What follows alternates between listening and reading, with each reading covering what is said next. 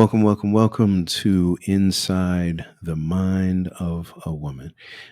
I am your host, Charles Mattocks, and this is our first podcast on this new series. And I'm really excited about this one. I've been wanting to do this for a few months now, and we've been working on, some of our TV shows and other projects. And I finally got a chance, got here to Costa Rica and got a chance to set up this new mic and get started on this segment. I'm excited about this because I think a lot of times women and men may not see eye to eye.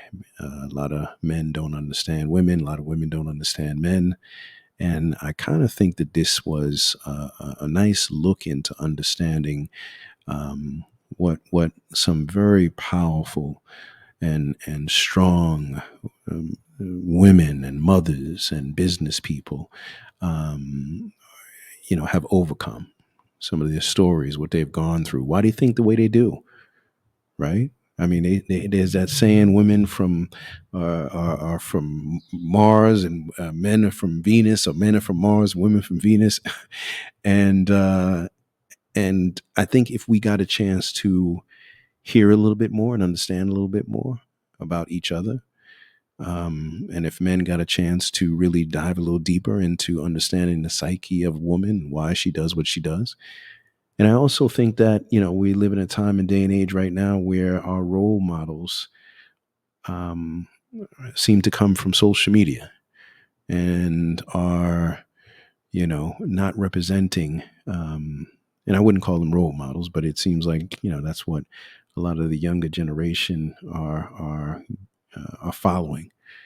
People who really don't set good examples for the next generation. So Anna is someone I've known for a few years right now. That's who's going to be our guest, and she's got a great story. I love her resilience. I love her fortitude. I love her strength. We're going to get a little bit deep as she talks about some of her past, and then we kind of go into the present and the future. But I think hearing her and getting a good feel of what she's been through, and how she's overcome, is very powerful. And still with this amazing attitude and personality, someone that I'm very proud of as a person. I think that it can really add some depth to men understanding at times what women have endured to help raise children and to be good mothers and wives and sisters and Anna, how are you today? Hi, Charles. Thank you. I'm great. How are you? I am fantastic. Well, I wanted to have you on, especially as our first guest, but just because I think your story is one that it deserves to be told and can inspire people, and it's not about um, looking back and thinking, okay, well, Anna's got this crazy story to tell, but more of, and you might not even realize your story is a powerful one, but knowing you and talking about certain things and seeing where you came from and where you're at, but the person that you are now, I just want to say that number one, I'm impressed by the woman that you are, and you should be very proud of who and what you are, and the fact that you've kept such a positive attitude. We give you your flowers as a strong woman. So let's get right into it. I know that you had a rough upbringing. I know you dealt with some abuse as a young girl, and it was amazing when I heard that that during this time, your family, your mother and your stepfather were actually very spiritual or religious. Um, so tell us where it started, and what were some of your first experiences, and uh, with some of what you went through as a young adult. Well, thank you, first of all, for having me here. I really appreciate that. And I hope, I can, by sharing this story, that we can all help each other and connect, build one another with whatever we go through, especially as women. So when I was about two, my mom, she got married to obviously her new husband, which was my stepdad. We moved countries to his country, and at the beginning it was all nice. My mom was happy, but as soon as he took us out of our home into a new country where he lives, his culture, um, it started to show that who he represented as himself is totally someone else. He was at the time a musician, but he also studied the Bible and also helped my mom to get to know really the Bible principles and studied and wanted to become the Christian. And at the time, 3, 4 years old, I have experienced already that he started to abuse my mom. He was beaten up mostly every day, and we had to run away every day. And she also had a stroke in her early 20s, which is very unreal to happen for a young woman. And it converted to me that I started being very verbally abused as well. But the real abuse started when we moved back home to where we come from, my country.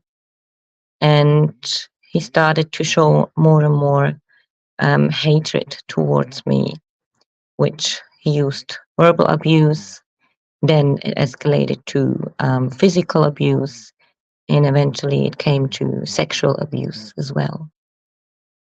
So it's been rough years. My mom has seen, witnessed many of the abuse he has done towards me, but never stood up for me or changed something to help me and save me as her daughter. And especially when you grow up as being kind of a Christian, you would never think that something like this could happen because we know really what the Bible teaches us is all about love.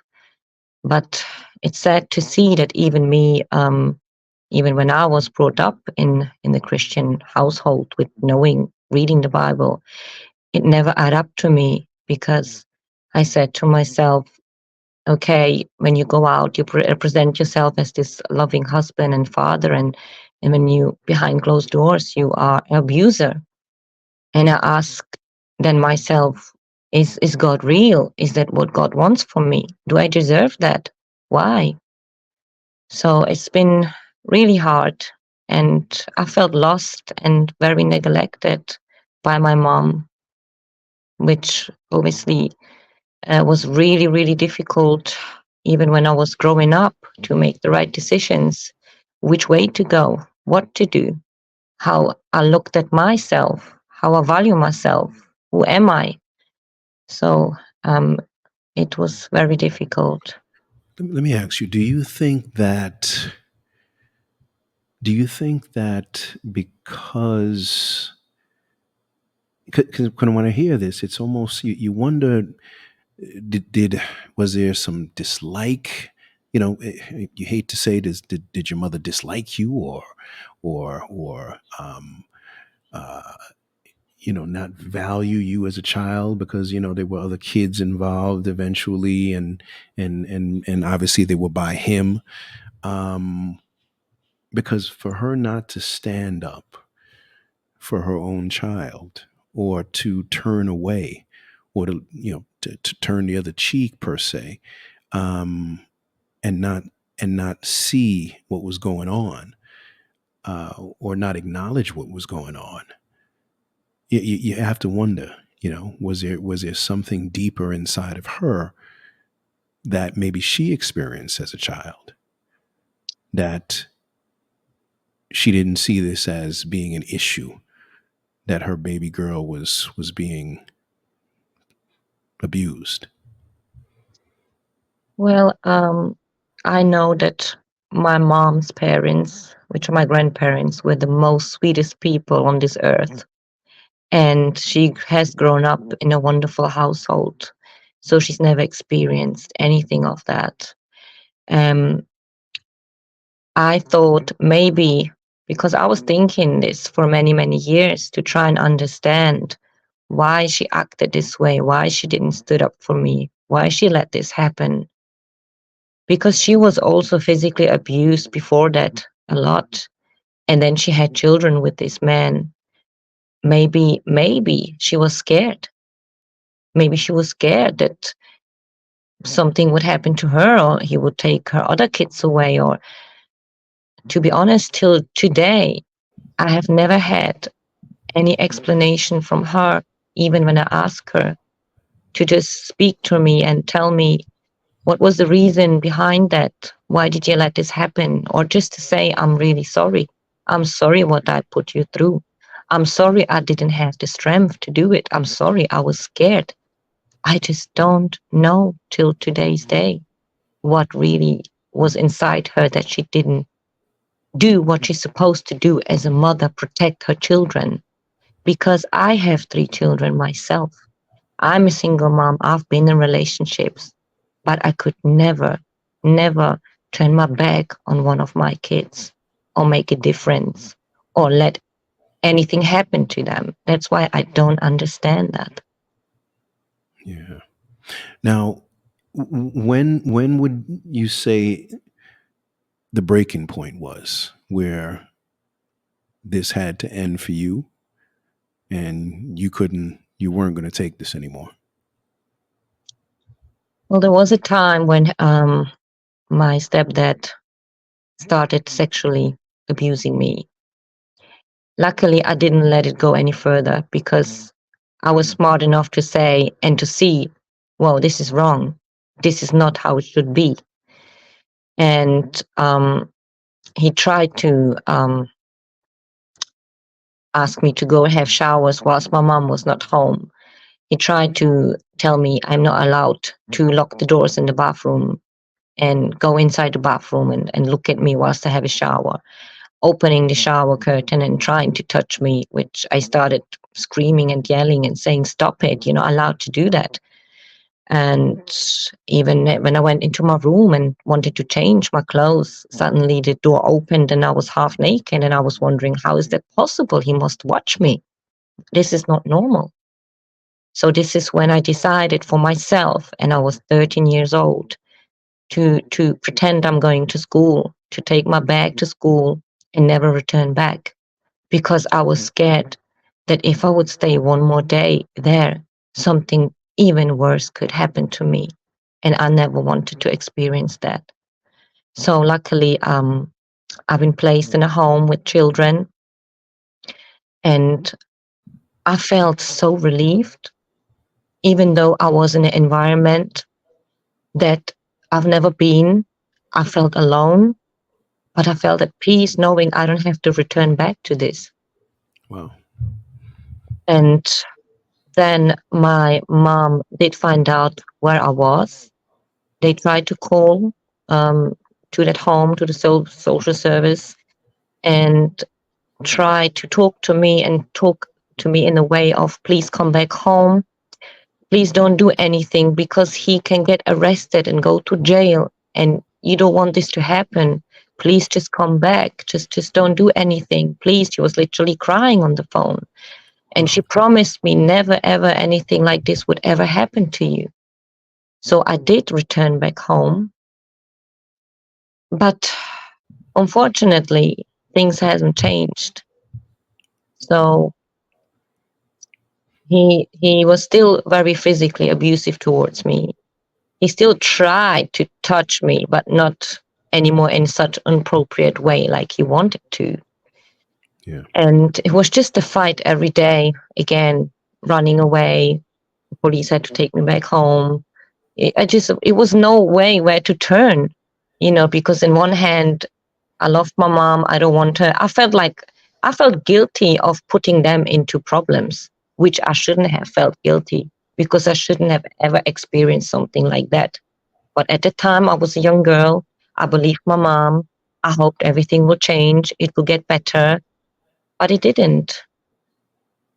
Wow. So it was a time where um, it went carry on when I was about 17, 18, the in and out, running away, staying at friends' house, police involved, things like that. And I went to school. Then I had a job. So I started a job to earning my own money, Hmm. as my parents or my mom never provided me with any sort of money, clothes, or anything. I started work when I was 14. So I had to buy myself my clothes, my school stuff, everything that I needed. It was never provided for from my mom or from my parents. And yes, then I met someone at the time who I started dating. And at the time, I thought, this is my escape. This person will not hurt me. This person will look after me. And he was Well, very kind to me. well, let me ask you, where was your father, your biological father at this point? Yeah, my biological father, well, when my mom took me away from my home, and he never knew where I was, and I never knew who he was. She tried to hide it all these years along, not wanting anyone to know where we live. My father didn't know anything, even though he mentioned to me he tried to find me, but he couldn't. And I wished nothing more than anything else in this time to have had my real father, because I met my real father when I was 18, because I was praying for this day every single day to say, I want to meet my real dad. I want to go away from here. I don't want to be here. And I never knew what the reason was, why she was hiding him all these years along.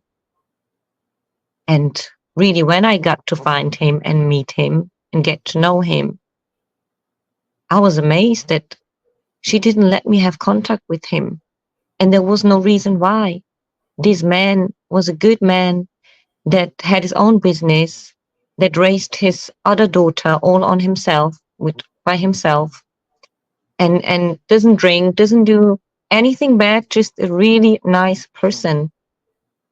Hmm. And she denied this for me to have contact with him, which I still don't understand why. So, and we know how important a father is for a young girl. I have two girls myself, and I'm always, trying to reiterate to them that, this is how, you know, a man should treat you. This is what you deserve. This is what you don't deserve. Um, and always know that you've got a father here, that you don't need to ask anybody for anything, that I'm always going to be here to take care of you, to provide for you, to shelter you from harm. And it's important. How when you got into, let's say, your those relationships now that you're talking about, because you didn't have really a strong fatherly figure as a role model, how did that affect your relationships going forward? Because you didn't really, the only thing you kind of knew was from a man was something negative and abuse. How did that affect any of your next relationships? Oh, yes, it has a lot, because I have only experienced growing up with a role. It's not a role model, but I've always seen this is how a man is, this is how he treats a woman. And I was used to see that. I didn't know anything else. So when I met the first person who I dated and we started this relationship, again, I came into hands of an abuser, which all I wanted is to be loved. And I hoped and I believed naively. I was so naive. I believed that this person can't hurt me. He can't. Why would he hurt me? Why? I'm a good person. I'm not doing anything wrong. I just want to be loved and appreciated, and I'll do anything else for this person. And again, like I said, I thought this was my escape finally from coming out of this abuse from my stepdad. So I started living with this person, and it was a relationship. We've been together day and night. But again, he showed his true colors as well. He started physically abusing me really badly. So again, I had to endure this for a couple of years, every single day.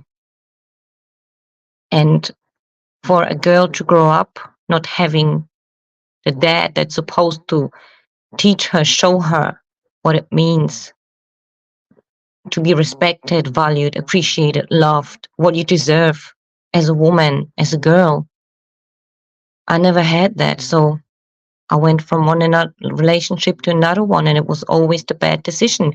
It kind of these bad people, these abusers, they knew I'm a weak person. They knew it. They could sense that. So they just, started having a relationship with me and knew that they can do with me what they want, control me, abuse me. And it's just sad to see that. And then, not to cut you off, and then you had the religious side, which we know and I'm not going to mention the religion, but it's kind of a high control religion where there's very strict rules, regulations, how you dress, what movies you can see, being able to even be around the opposite sex as a friend, even young adults, and the list goes on. And that also kind of shapes a narrative too as well. So now you have abuse at home. You're in a, a home that's so-called religious, but in a highly controlled religion. And now meeting men who are also abusive and controlling, since you don't have your father in your life and you didn't have that strong role model to help guide you in the right direction, and now you have a mother who is basically turning a blind eye to what you're going through. How do you think that the religion actually played a role too as well in because you and I've told you this several times. I mean, you're so humble, so meek, but almost to a fault, where um and especially being in a high control religion, it can mold you, and a lot of times they want women to be a certain way.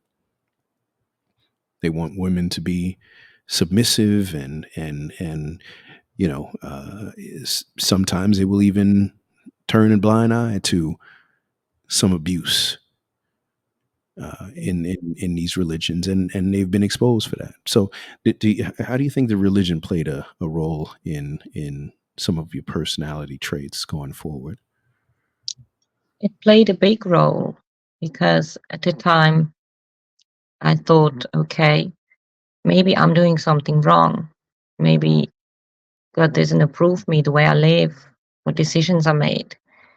So when I was fully in that religion and started studying the Bible, they teach you what kind of way you have to be, who you have to be.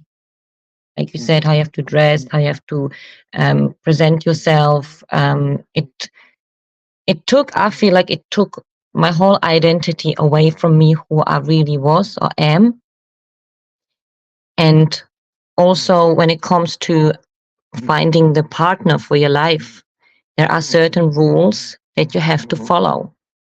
So they look at certain criterias that this man has to have in showing in front of other people what a well speaker the person is, how well known he knows the Bible, and or goes out and preaches and things like that.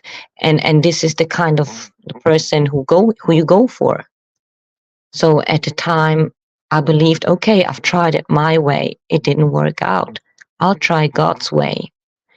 And I always thought, and as I've learned, the only way I can get God's approval is by sticking to this religion and doing everything that religion wants from me.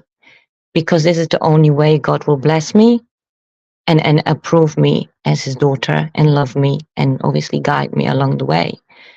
So again, following these old rules from the religion, I've met a person who from the outside looked as the most spiritual man that you could ever see, that has so much love and wants to show and share the love and guide you and support you.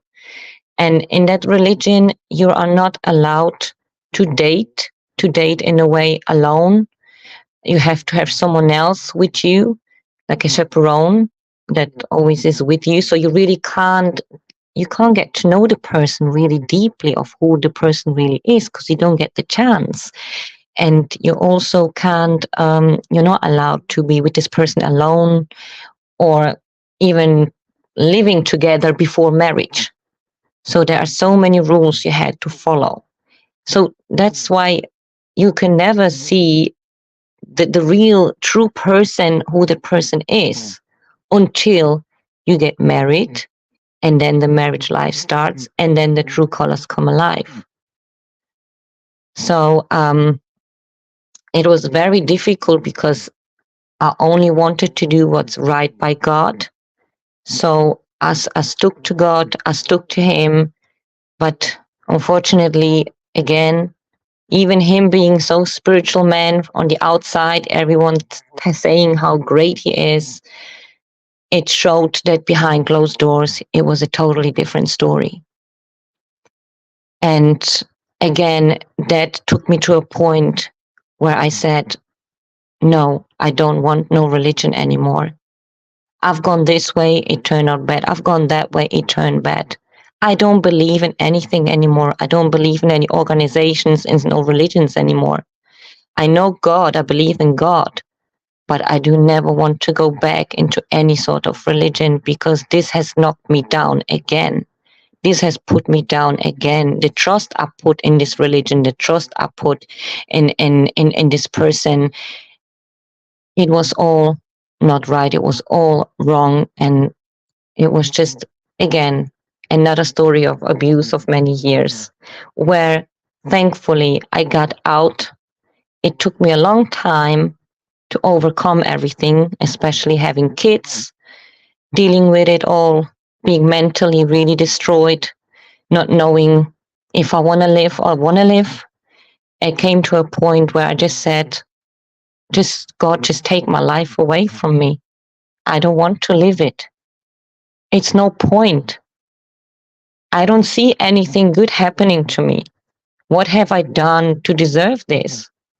Why? Just because I'm going with my honest heart and truthful and just want to show love and give love and be there and care and support. Why? What's the point? So yes, it and took and me. and yeah, not to cut you off. And you have three kids by three different men. Yeah. And so what were you looking for different things out of these relationships? And let's talk about the last one, because that's a doozy too. He is something else.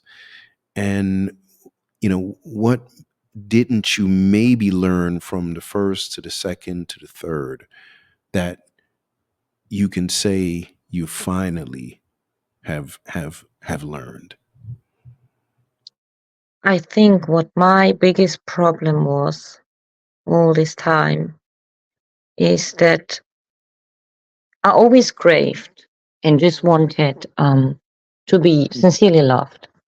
This is all I wanted because I've never experienced that since childhood. I don't know what it feels like, how it should look like. I don't know how it even should look like, how a man should treat a woman. So I don't know that. I've never knew that properly. And I've always went into a relationship with thinking and looking at the person and seeing the good things in the person, not the bad things. I think I've overlooked the red flags, you name them.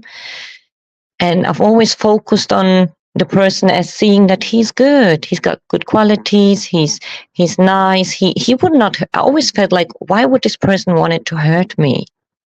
But I think that was the wrong thing for me to think. And I've overlooked many things. And that was and going into a relationship very naive, very thinking of, no, this person will not treat me this way. I'm sure of it. I'm sure of it. He won't treat me this way. But again, it happened and it happened and it happened again. And I ask myself that, why? What am I doing wrong? Maybe it's because I feel I'm not worthy enough to have someone good, someone who treats me good. I've always went for the lower person. I've never went for the person that should be equal to me, to my standard, to how I am as a person, to how I behave towards the other person and show love and treat the person. I've always went for the lower person because I believe that I am not worth it. I'm not worth enough. I'm not worth to get more and better for myself. And that, I think, comes all from the childhood, from the neglecting, from the abuse, from not having love from my mom, being abused by my stepdad, no role model, no guidance, no nothing. You're just growing up. As you grow up with nothing, you have nothing, no guidance to where you turn, what to do, what to watch out. Because I teach my children every day to make sure that there are girls and they deserve the best. But no one ever has talked to me in this way, as a mom should have talked to her daughter about these kind of things. But she hasn't. So for me, just wanting to find love, I think was more important than seeing that these persons who I met were not good people, they're bad people, they're abusers. But it's easy to ask or say, why have you not learned from it, from the first one, second one, third one? No, if you have been in this cycle all these years and you've not even experienced what it means to meet someone who truly respects you, loves you, treats you well, Of it's course. hard to overcome that. And just, you think, is that possible? Is it real? Of course. And I ask that of course just to be able to hear it flushed out, right? And I think one of the most amazing things that I admire about you is I've never seen someone so positive, so happy, so understanding. You would never know that you went through any of this in talking to you. Um, it's like you may have fallen off the horse, but you got right back on it. Where did you get that from? How did you muster that personality that allows you to still have such a positive outlook on life and even relationships and your future, and being such a positive role model to to your children? And then lastly, not lastly, but the escape, if that's what I like to call it, from the religion, and how you have become free in many ways from that uh, that bondage, if that's the right word for it, because in many ways it can be a bondage. Tell us a little bit about that. How do you how have you kept such a positive vibe and this beautiful demeanor that you carry? Yes, it's interesting. I was asking that myself as well many times. But Inside me, it's no matter what I have gone through, no matter problems, hurt, pain, abuse, everything that I had to go through, which there were days where I just literally said, please, I don't want to live. It came to the point where I said, this is it for me. I'm done. But I said to myself, always I said these things to myself. Don't let this, what happened to you, win. You can't let this happen. You don't let this win over you. No, you win over that. And I know I can win over that. And that's something that kept me going to say, no, I will get through this. I will win. I will come out as great. And I want to come out of it great.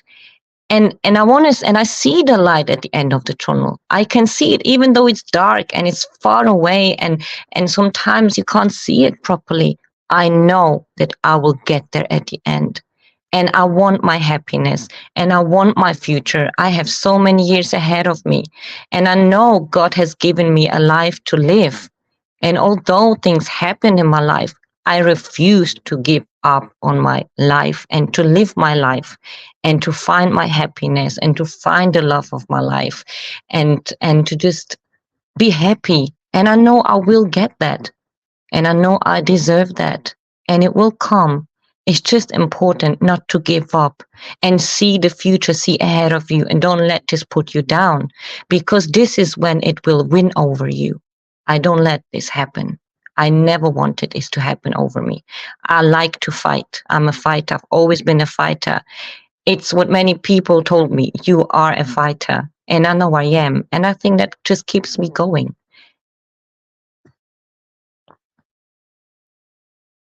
Yeah, that's power. And explain uh, the waking up from the religion and how that has given you some freedom too as well.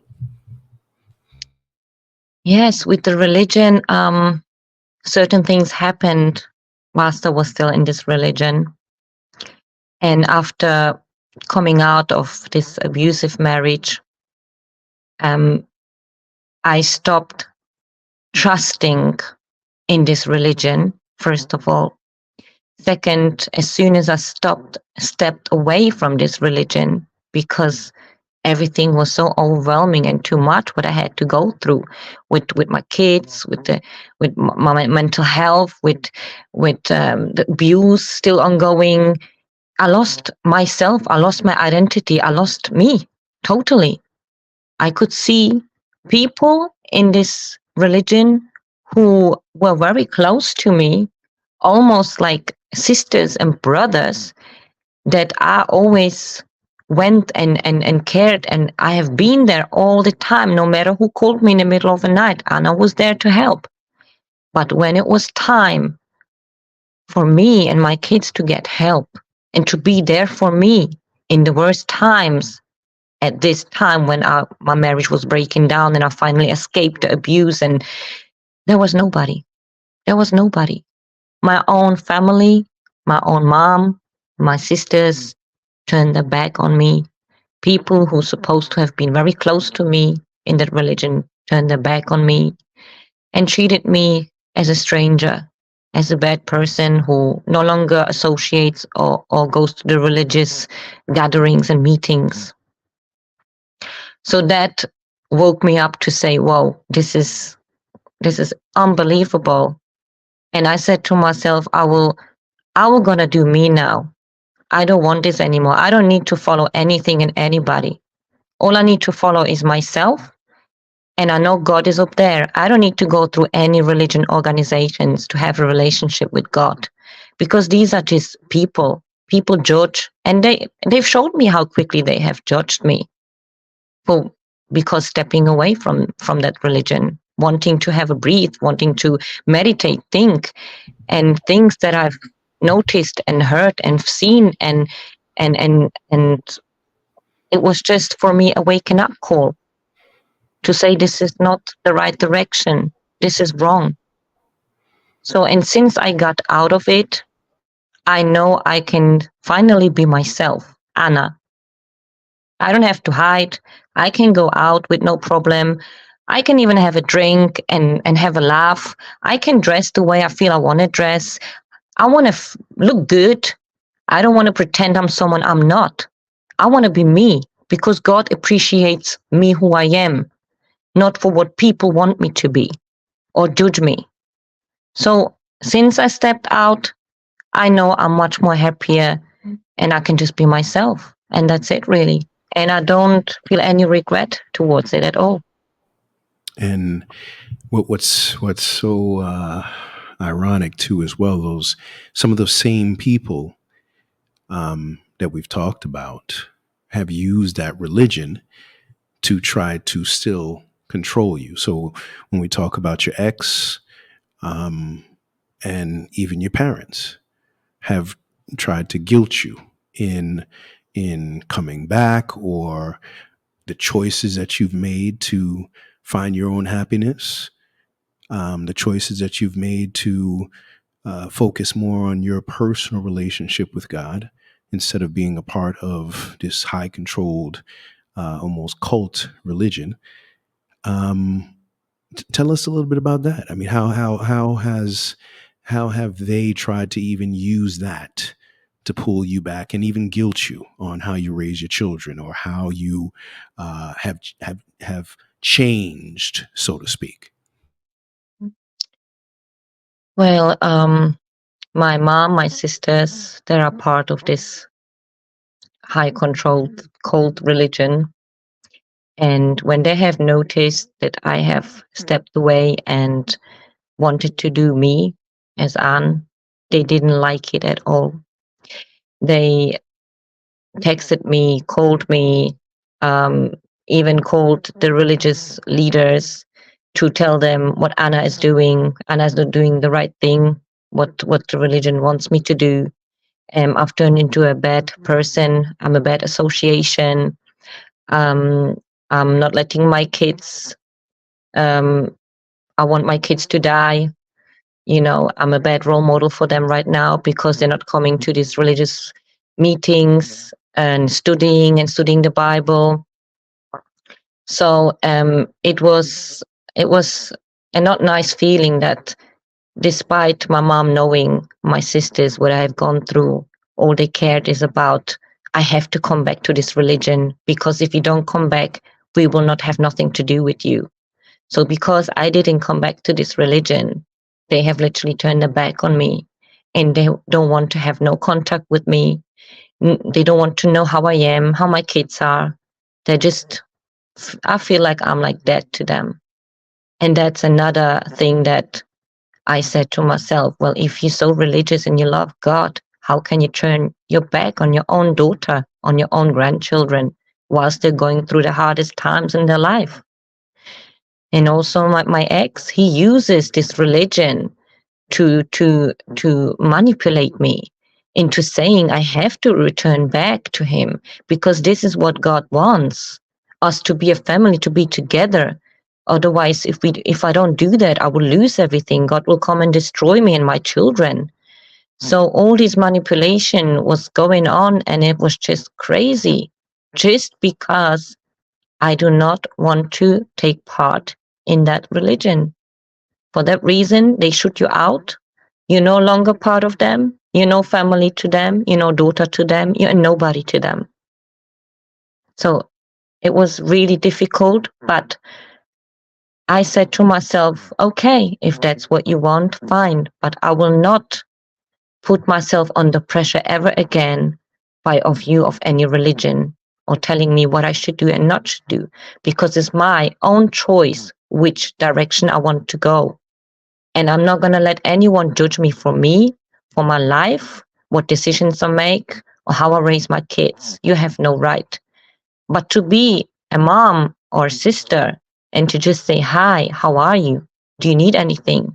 That will not come from them because you're no part of this religion anymore.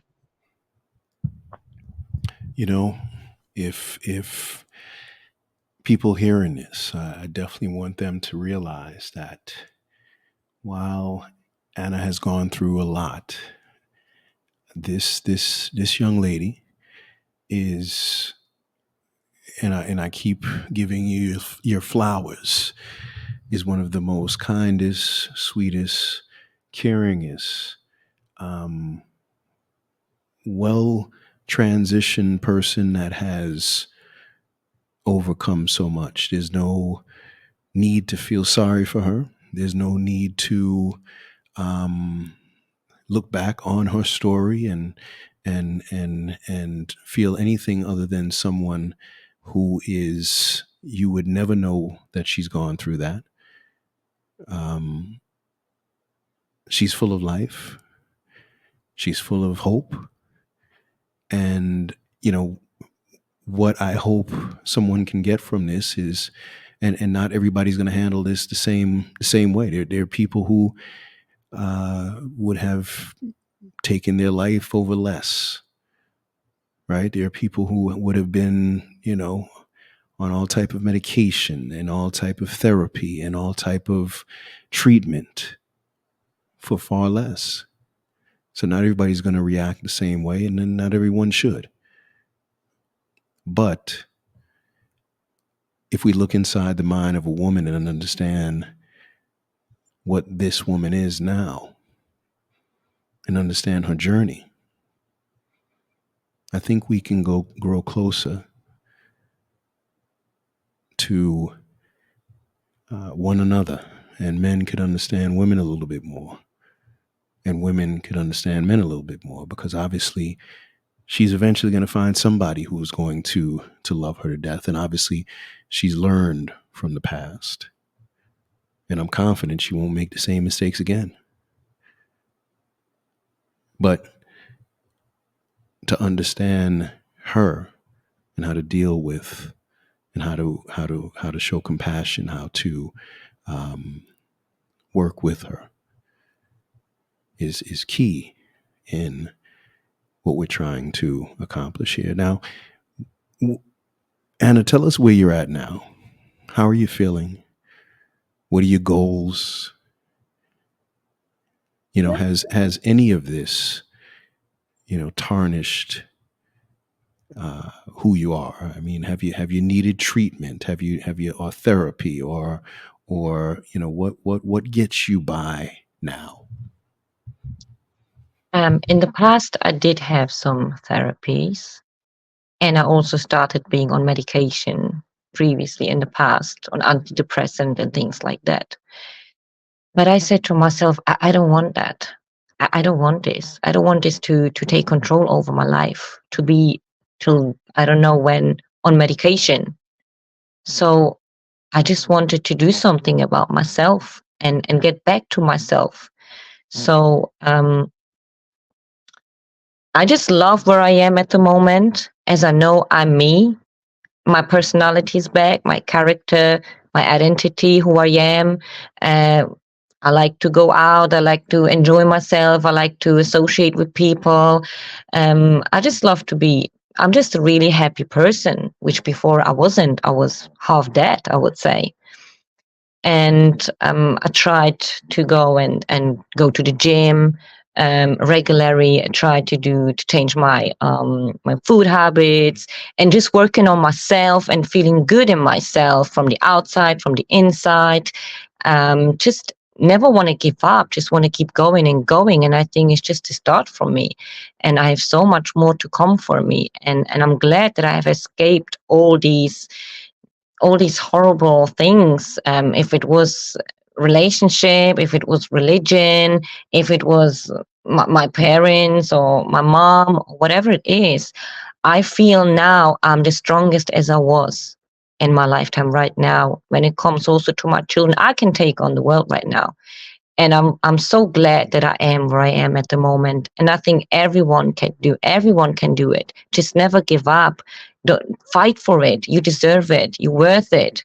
You're amazing. And whoever I meet, if it's I meet new friends or another woman who struggles or a single mom, and I look at their face and I look at their eyes, I straight away go and say, you can do it. You can do it. Just don't give up. Everything is possible. Just put your mind to it. Be positive. and leave the past behind you. Take all the negativity that is surrounded, put it away, go away from it, to surround yourself with positive things, put yourself goals, what you want to achieve, what you want to do. And that's all in progress, what I'm doing. And I think it's going well. It's little steps, but I am great at the moment. And I'm really thankful that I am where I am right now. Now, and last question before we wrap it up. How has any of this, or has it, affected those lovely young ladies that you have? What do you teach them? Did they see any of what you have gone through, and has it affected them? If so, um, yeah, would love to know that. Yes, it has. It has affected them. It has, like you mentioned, I have three daughters from three different partners. So they have seen, especially my middle child, has suffered a lot of. Um, she's seen the abuse, and he also tried to abuse her verbally and things like that. But I said to myself, I will not let this happen. No, this person had to go out of my life, and I promised them, and I did it. And I speak to my girls every day, to encourage them to understand that they are amazing, that they are beautiful, that they are strong, and they can achieve anything they want in this world. And they can become great, and never allow anybody to put them down, or to even raise their voice, especially when it comes to men. I've always teach them, be independent, be strong, do your education, because you have so much in you that you can achieve everything. I want them to know that what I've gone through, I don't want them to go through. So I will be right by their side, and always letting them know how amazing they are.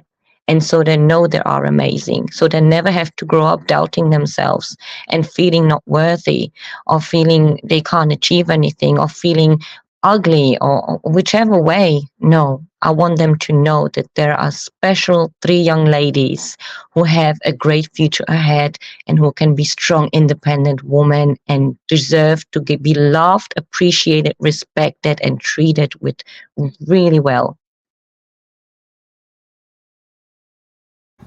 I love that. I love that. I love that. Well, Anna, it's been an hour, and I just want to thank you once again for just sharing. I'm sure it brought up a couple of old wounds, but I think that you know triumph and a positive story that allows someone to be able to inspire others, even if we have to go through the fire ourselves. That's kind of what I do with my work too, as well. Go through the fire to be able to bring together projects that really help inspire other people. And um, I know this is going to inspire some people. And I want to thank you so much for being open, honest, and knowing that you are more than enough. Also knowing that you are worthy, as you said, of the best things. And I'm confident that some amazing things are still right in front of you. And I know that you're going to and are being an amazing mother uh, to those children. And it's sad that a lot of people in your past um, didn't really see or value what you were, but um, we know that you've overcome. And it's like we like to say, it's their loss, um, and you just keep winning. So thank you so much, Anna, and um, we will talk soon. And I'll be there to always try to encourage you too, as well. And I'm always worried about you and making sure that You're not opening that heart to everyone without some glasses on, some sunglasses on. So keep rocking, okay? Because I'm very proud of you, and I know your kids are too. Oh, thank you so much, Charles. Thank you for having me here. It wasn't easy. I was nervous, but I really appreciate that I could do that today. And Yeah, also for your help, for your encouragement. It means a lot to me. Thank you so much for having me. Thank you. my pleasure, my pleasure.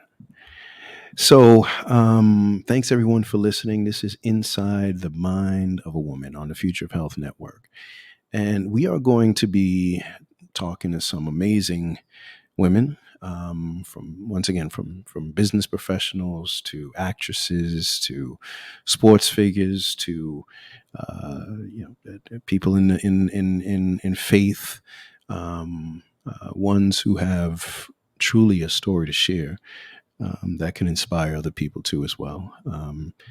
And we hope that that the men that hear this uh, are able to at times peel back the layers, because at times you don't really understand what a woman has gone through. It's not easy being a woman, and we know that they are our queens, and we have to treat them right. Like I said, for those fathers who might be listening, we know that we have got to do our best to make sure that our little girls don't end up in the wrong hands. Um, for those fathers or sons who have mothers, make sure that you are protecting them, even in their older age, and doing what's right, because they sacrifice for us too as well. And the list can go on. So do share this. If you're enjoying this, please copy and paste it, right? Send it in Facebook, send it in Twitter, send it in TikTok, send it in Instagram, um, and get it out there.